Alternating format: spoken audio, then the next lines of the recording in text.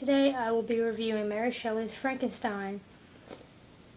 Oh my gosh, it was so good. I loved it. However, this is not my first time reading it. I read it in my English AP class, and I didn't really pay much attention to it. It just wasn't too appealing to me at the time. But going back and rereading this, it feels like I'm reading it for the first time. It's just so amazing.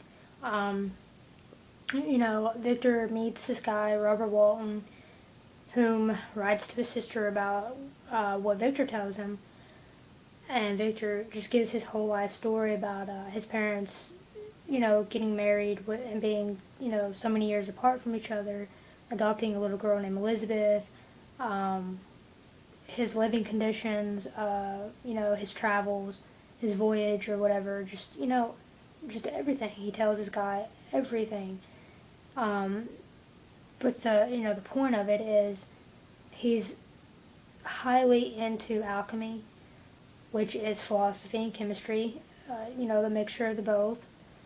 And it has to do with the elixir of life, and he wants to create a life. It's just what he wants to do. And so he does it. And not soon after he even finishes it, he regrets it. He's afraid of it. He hates it. There's no words for it really, but it flip-flops between the perspective of these characters. It goes back, it doesn't really go back and forth. It just kind of goes from one character to another, and then they intertwine with each other.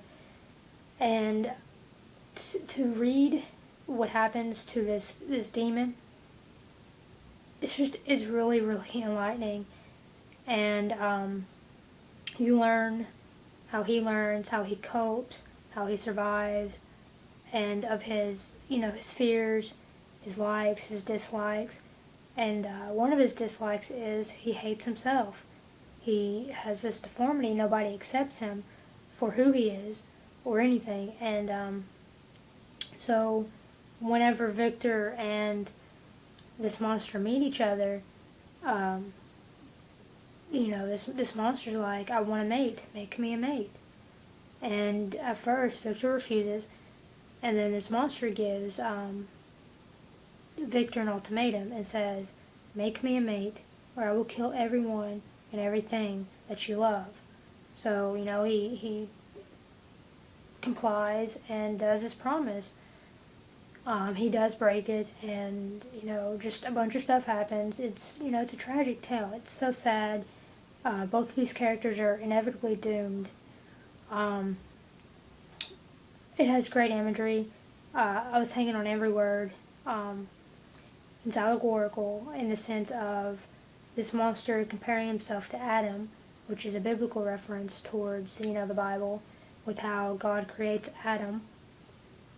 And in the sense of that, I give it, 6 out of 5. It was just phenomenal. It was published 1816, but it was way ahead of its time.